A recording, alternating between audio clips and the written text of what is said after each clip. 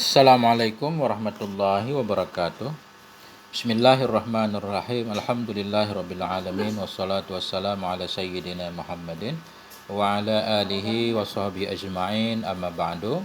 Teman sahabat semuanya yang dimuliakan Allah Subhanahu wa taala.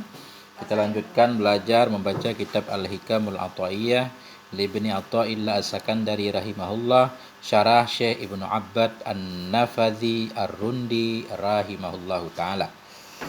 Nah, ini kita masih di bab perkenalan, kita masih mengenal siapa itu Syekh Atha'illah. Kemudian ini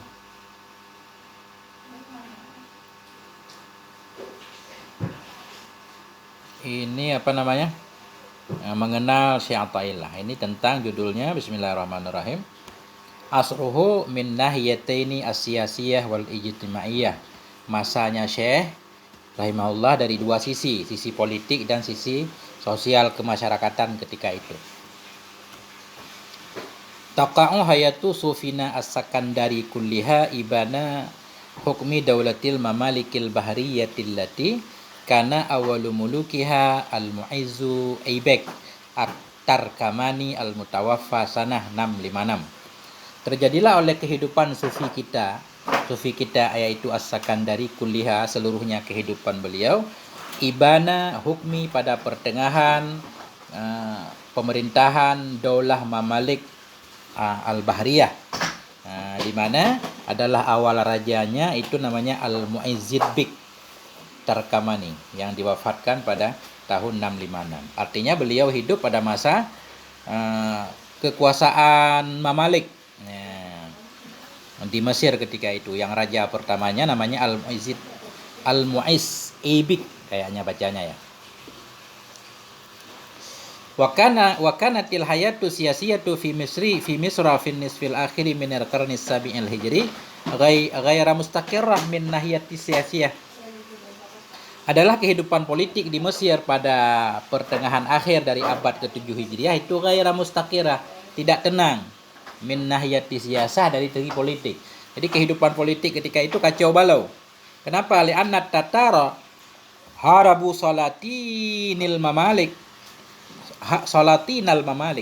Karena Tatar, kaum Tartar kalau sebutan kita, karena bangsa Tatar ketika itu mereka menyerang Sultan Mamalik. Wahaddadu misrat tahdidan mustamiran. Mereka mengancam akan Mesir ancaman yang terus-menerus, iban al-fatratil waqi'ah, pada masa fatrah yang terjadi antara tahun 670 hingga 702. Artinya yang mau dijelaskan di sini, sosok yang sedang kita bahas ini yaitu Syekh Atha'illah As-Sakandari ini, beliau pada masa beliau itu masa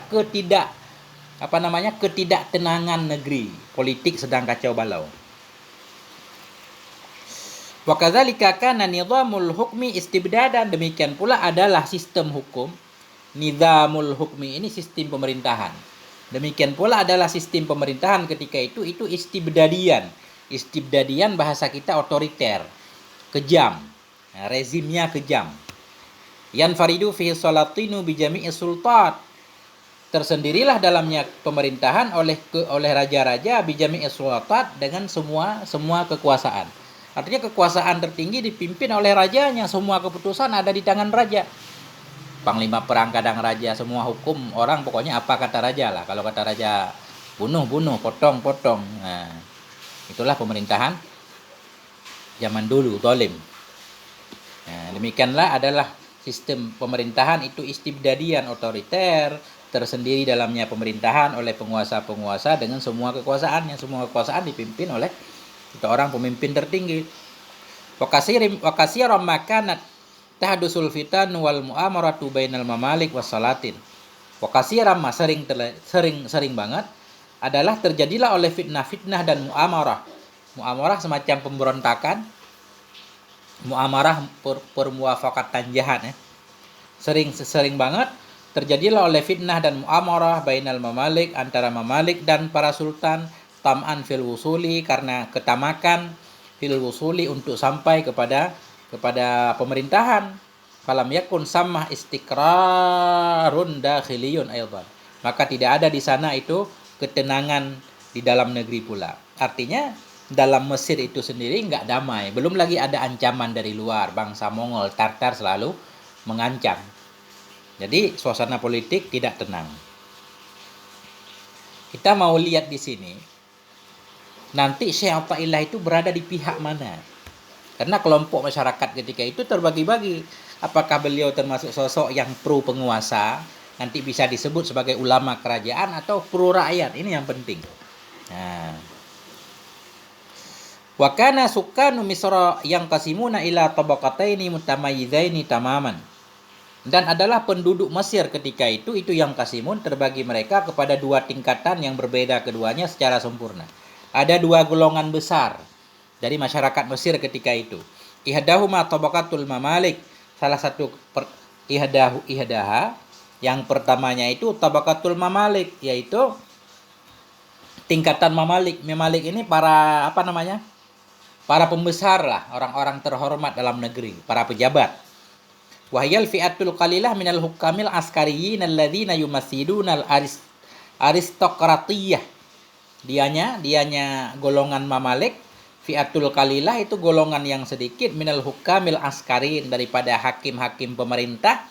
Yumassiluna aristokratiyah, yang mereka mewakili akan kaum aristokrat, kaum birokrasi kalau bahasa kita sekarang. Jadi orang pemerintah. Yumasilunal aristokratiyatil harbiyah.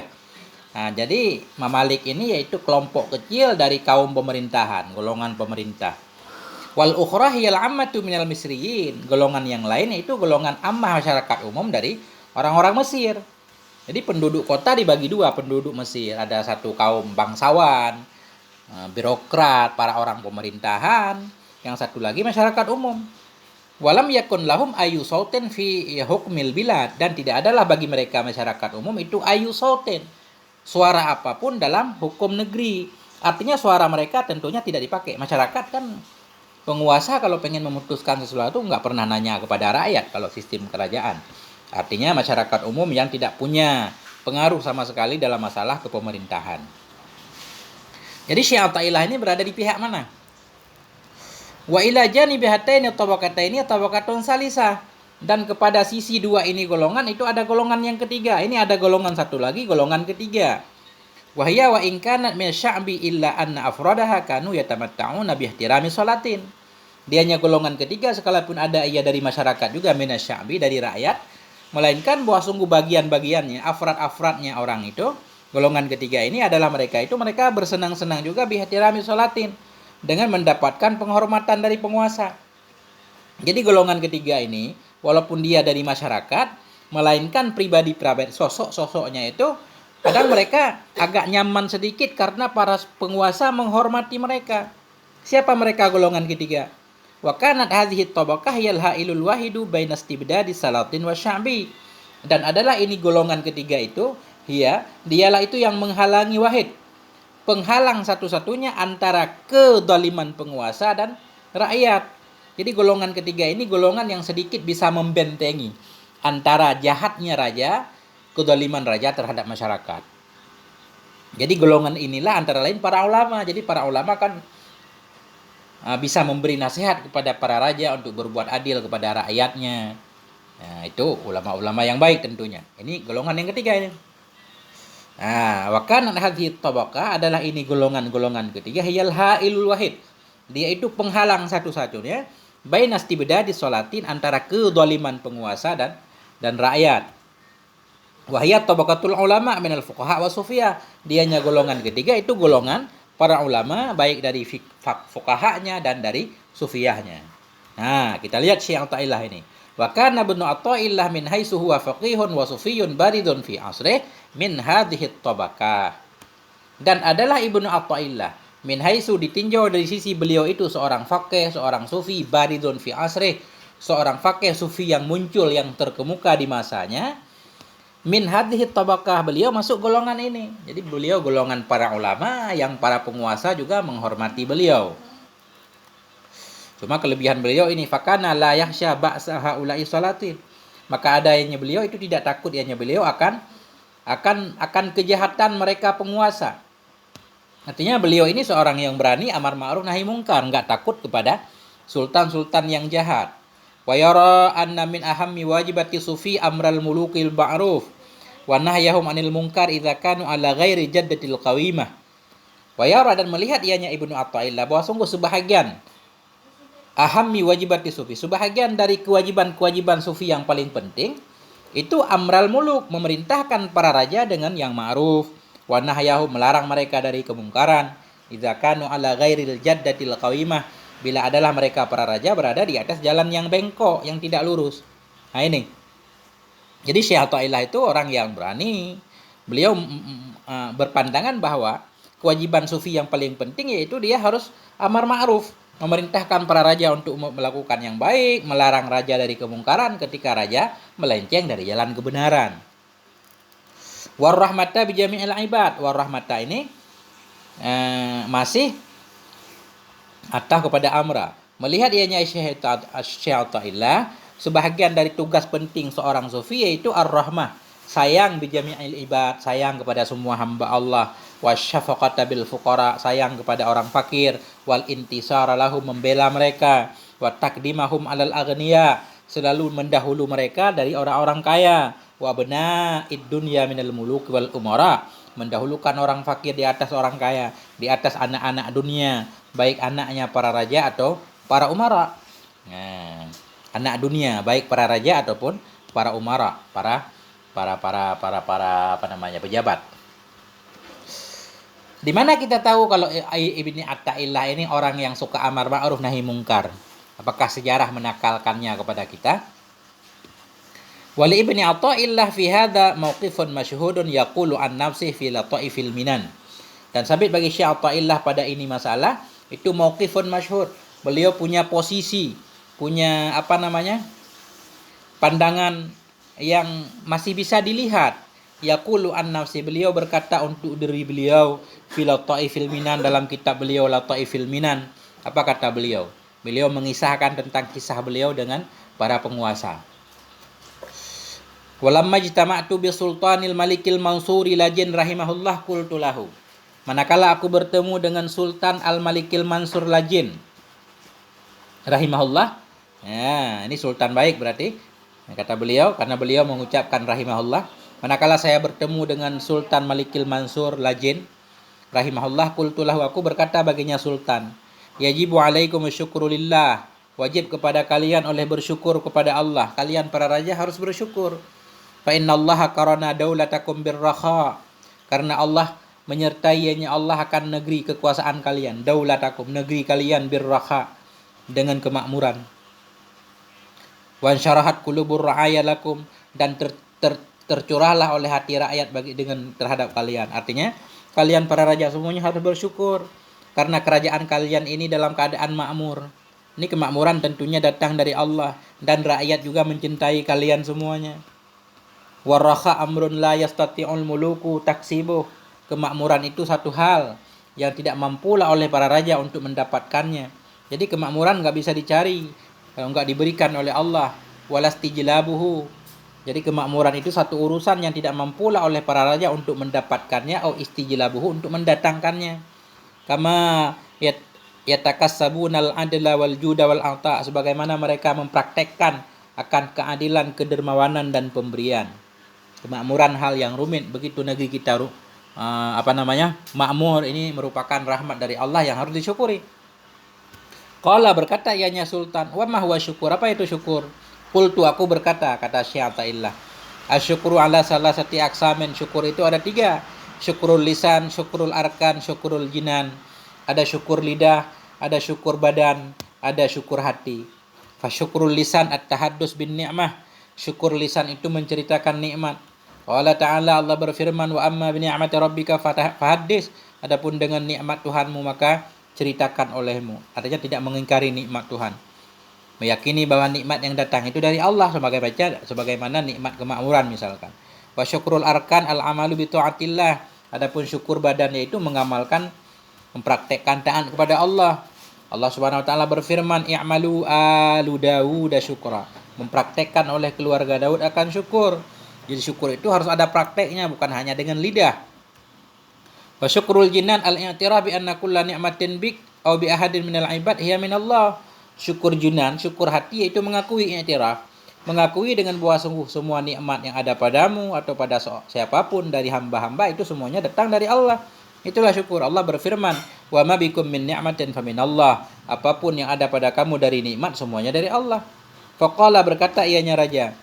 Oh, syukur ada tiga berarti. Wa mal ladzi yasiru bihi syakiru syakiran. Apa itu alladzi yang jadilah dengan sebabnya oleh orang yang bersyukur dianggap syakiran? Bagaimana caranya supaya seseorang bisa disebut sebagai orang yang bersyukur? Tanya raja. Qultu lahu, aku berkata baginya, idza kana za ilmin fabittabyin wal irsyad. Bila ada ianya seseorang itu za ilmin yang memiliki ilmu, maka cara bersyukurnya bitabyin dengan menjelaskan ke umat, wal irsyad membimbing umat. Wa idza kana za ghaniyan fabil badli wal isari lil ibad. Bila ada ianya orang itu orang yang za ghaniyin mempunyai kekayaan, cara bersyukurnya fabil badli dengan memberikan, wal isari lil ibad mengutamakan hamba Allah, bantu tolong masyarakat.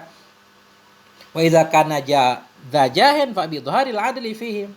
Bila ada ianya orang itu zajahin yang mempunyai kekuasaan, maka cara bersyukurnya fa bi dhaharil adli memperlihatkan keadilan pada mereka, wa daf'il idrar menghilangkan mudarat wal ingkat menghilangkan mudarat dan bahaya dari masyarakat.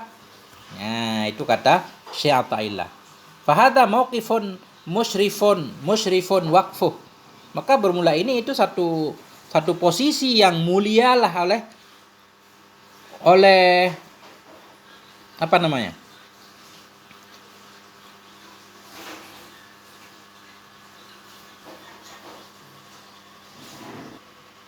Fahada mauqifun musyrifun waqfuh.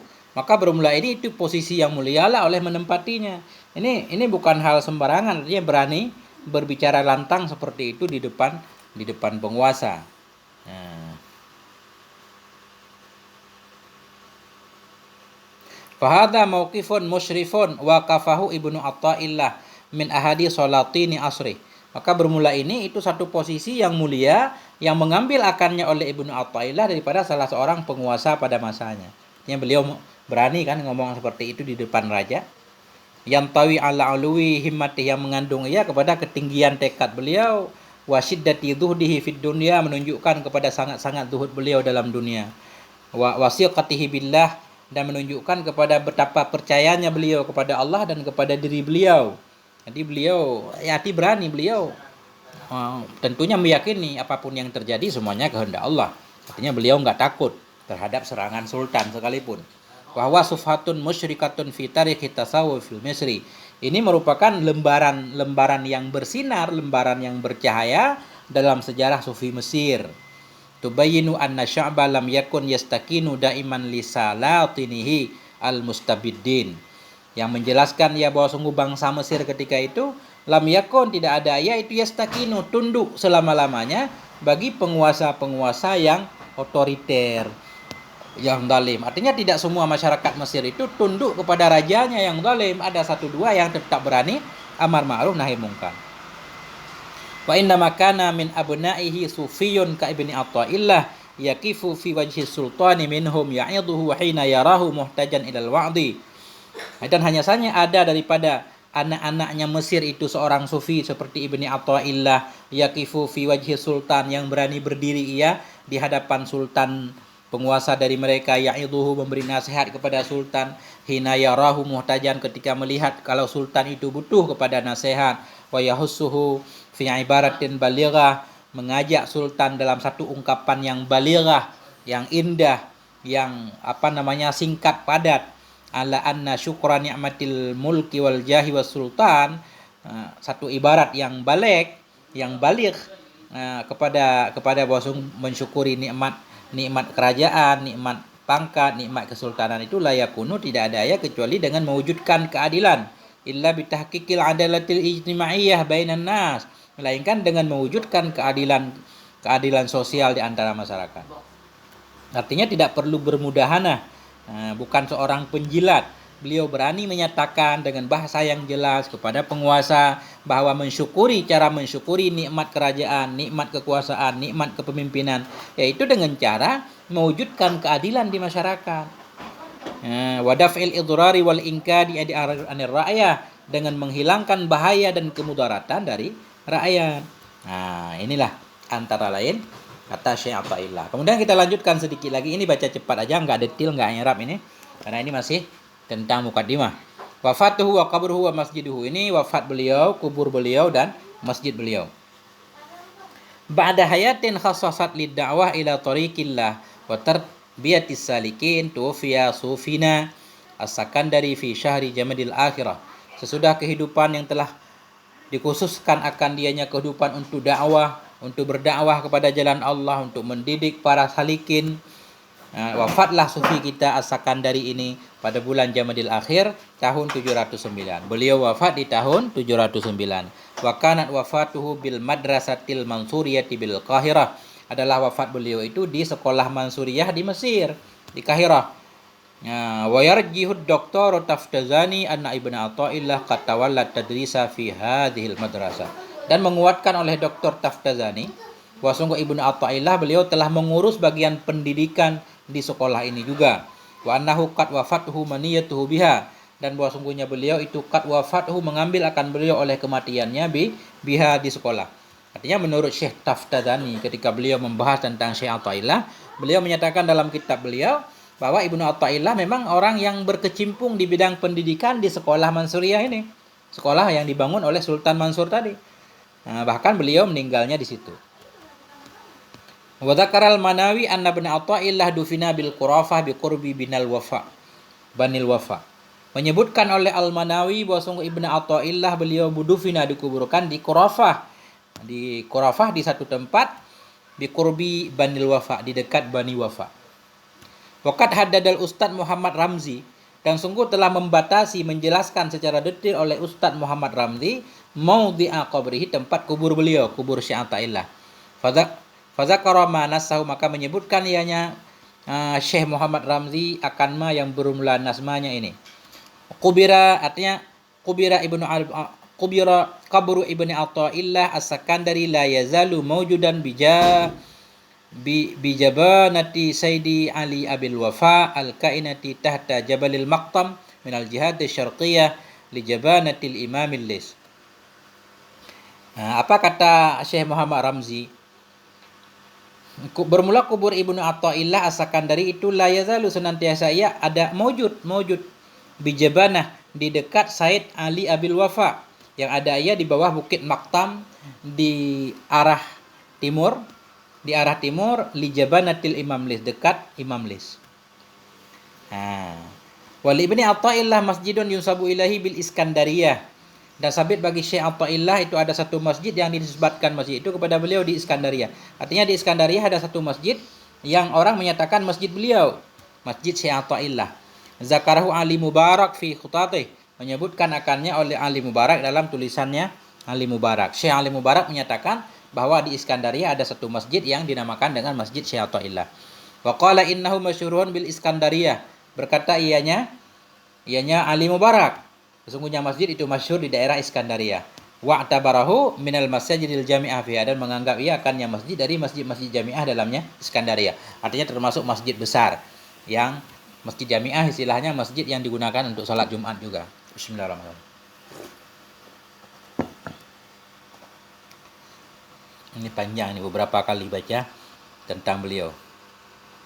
Makanatuhu, ini kedudukan beliau. Arafal mutarajjimun li Ibni Athaillah as-Sakandari ba'da wafatihi makanatahu ka'alim wa sufiyan lahu khatruh. Mengenal oleh para penulis biografi bagi Ibni Athaillah sesudah wafatnya beliau. Memperkenalkan oleh mutarajjimun, oleh para penulis biografi bagi Ibni Athaillah as-Sakandari sesudah wafatnya beliau, makanatahu akan kedudukan beliau, ka'alimin wa sufiyan, sebagai seorang alim dan seorang sufi, lahu khatruh, yang bagi beliau itu punya pengaruhnya. Artinya sesudah beliau meninggal, para penulis biografi tahu tentunya bahwa bagaimana kedudukan beliau sebagai seorang faqih, seorang sufi yang punya pengaruh yang besar.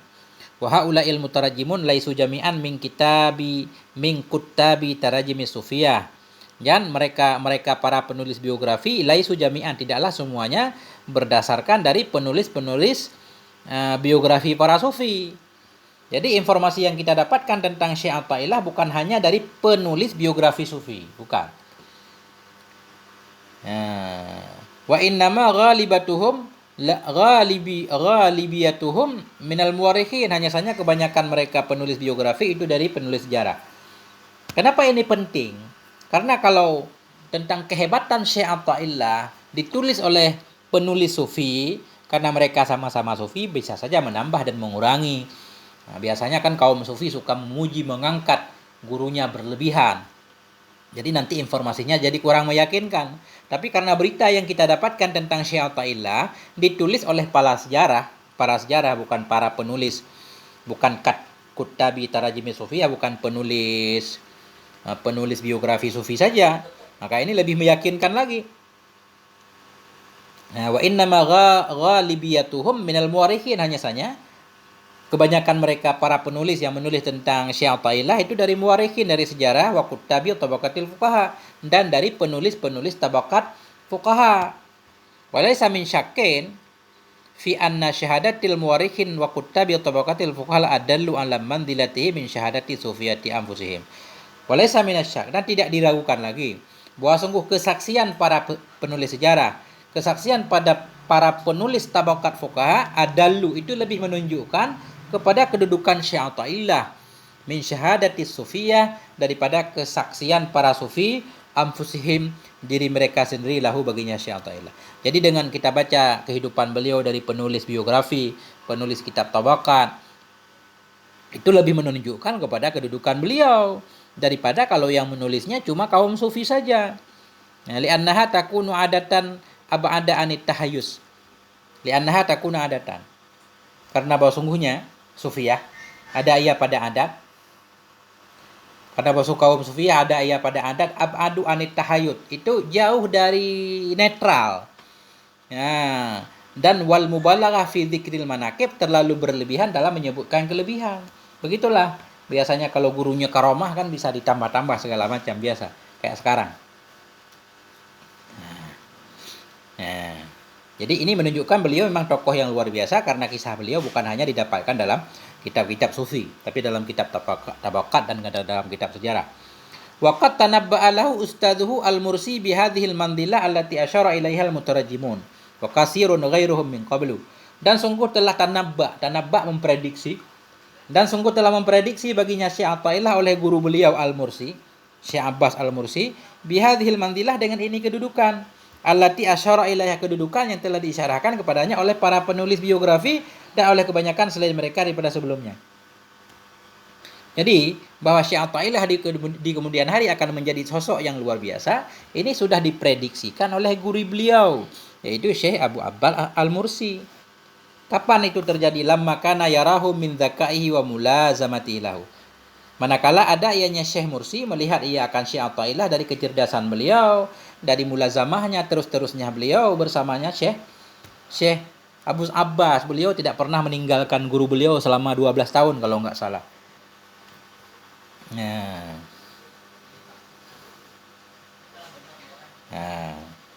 Manakala melihat ianya Syekh Mursi akannya Syekh Athaillah daripada kecerdasannya, mulazamahnya beliau, baginya Syekh Mursi ala nahwi ma yadullu alaih ibana talam muzatihi alaih. Jadi pada pertengahan Syekh Athaillah menjadi murid kepada Syekh Mursi. Qauluhu ala nahwi ma yadullu alaihi qauluhu, di atas umpama yang menunjukkan kepadanya oleh ucapannya Syekh Mursi lahu baginya Syekh Athaillah. Syekh Mursi pernah berkata begini, wallah la yakunan laka sya'nun adzim, demi Allah sungguh akan adalah bagimu itu perkara yang luar biasa.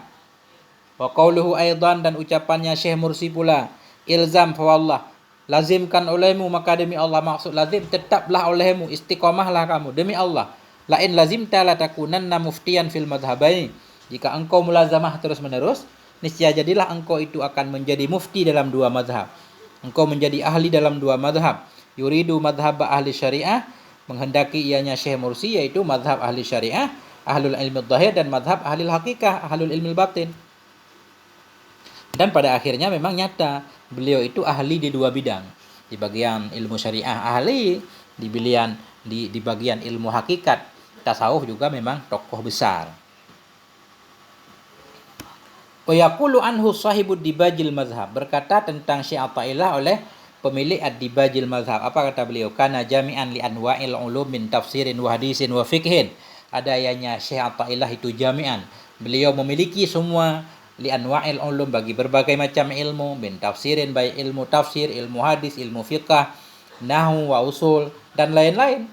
Wa kana rahimahullah mutakalliman ala tariqit tasawuf. Ada ianya beliau Syekh Athaillah rahimahullah juga mutakalliman, seorang yang ahli kalam, ala tariqatit tasawuf, seorang yang berbicara dalam tarikat tasawuf. Wa'idhan, beliau itu seorang pemberi nasihat. Intafa bihi khalqun kasir, telah bermanfaat dengan sebab beliau oleh orang banyak. Wasalaku tariqah, dan mereka pun mengikuti tarikat beliau.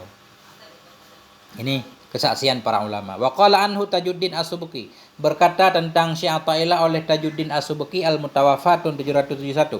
Apa kata Tajuddin Subki? Innahu kana imaman arifan sahiba isyaratin wa karamah. Sesungguhnya Syekh Athaillah ada ia seorang imam yang arif, sahiba isyarah, pemilik isyarah dan karamat. Wa innalahu qadaman rasikhatan fit tasawuf, sesungguhnya beliau itu punya wa innalahu qadaman, sesungguhnya baginya Syekh Athaillah qadaman rasiyah, punya pijakan yang sangat kuat sekali dalam masalah tasawuf. Ini dalam kitab Tabaqat Asy-Syafi'atul Kubra. Wah, panjang juga ini.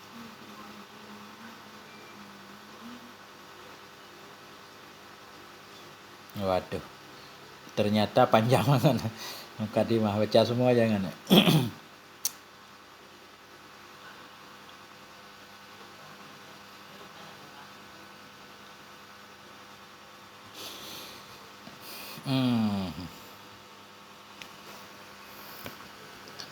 Sampai di sini dulu, udah 30 menit.